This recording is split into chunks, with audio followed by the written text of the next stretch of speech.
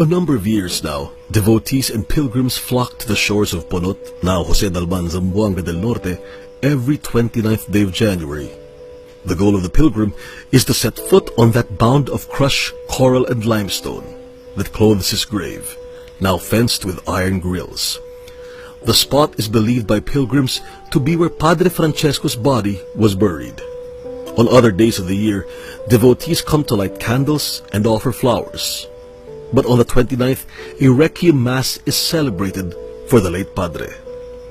The memory of this priest has been kept alive by the Lumad community of the Subanen, Subanon or Subanon, who are the ethno-linguistic group or cultural community that calls Zamboanga del Norte home, their ancestral land. Long before the Boholanos under Dato Pagbuaya and his descendants Pedro Manook and Maria Uray, the founder of the Beaterio de Dapitan, occupied Dapitan, after the Dato was driven out of the Dawi Strait by a company of Portuguese and other people from Borneo in 1563, the Subanen were living in Zamboanga. Subsequent migration of Visayans and the northward drive of Muslims from the Cotabato and Buwayan Sultanates pushed the Subanen further away from the waterways, or Suba, on whose banks they built their home. Subanen stories reported that those who visit the grave of Padre Francesco and pray for healing were cured and restored of well-being in body or mind. Other testimonies disclosed that a Padre Doctor, dressed either in black or white sutana, visited the Subanen to treat their ailments or diseases and infirmities. In their dreams, they revealed that Padre talked and instructed them to visit his grave and pray. They invoked Padre's intercession for safety from storm, bad weather, and other calamities, or even when they travel at night or at sea. Padre is quick to intercede for the Subanen.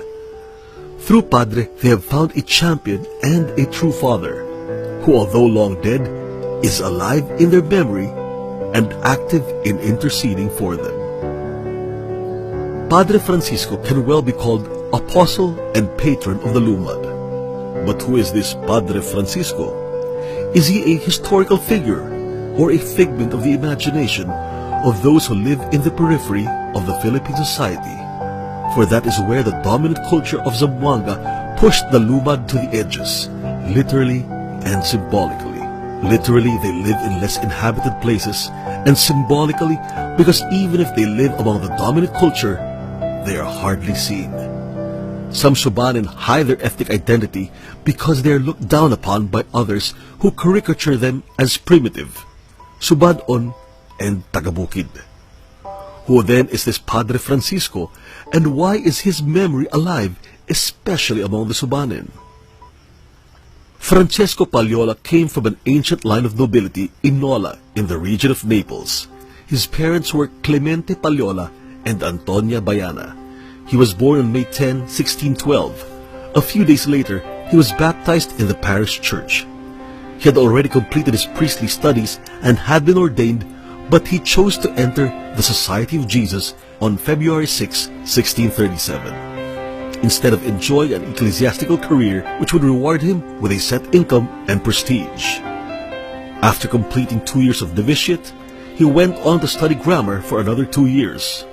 One day at the community table, reports were read from the Indies about the great labor of Jesuits, the need for more workers, and about the many souls lost for lack of workers, and finally, the martyrdom of many.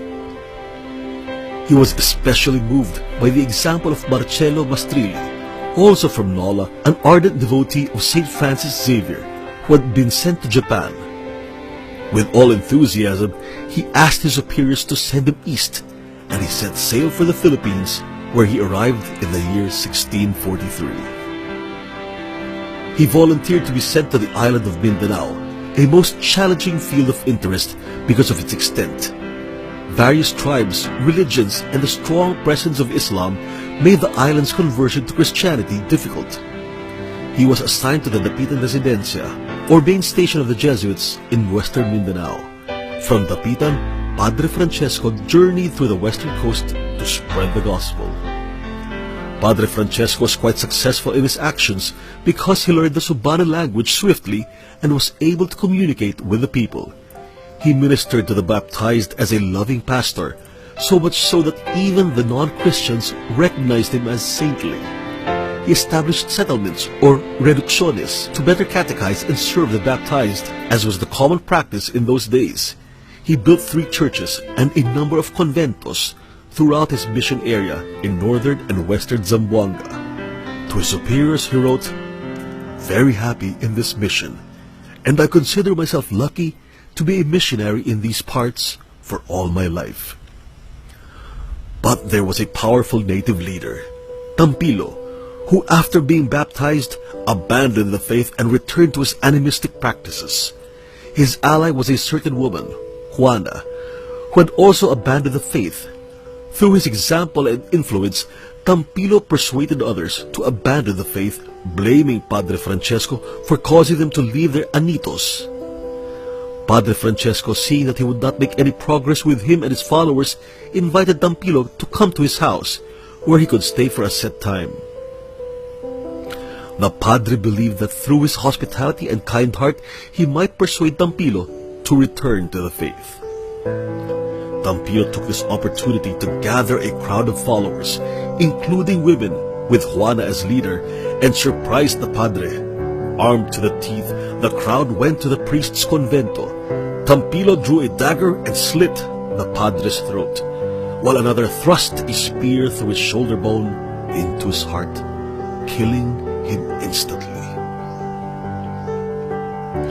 Then they went on to desecrate the cross, which Padre Francesco had brought from Europe, and broke it to pieces.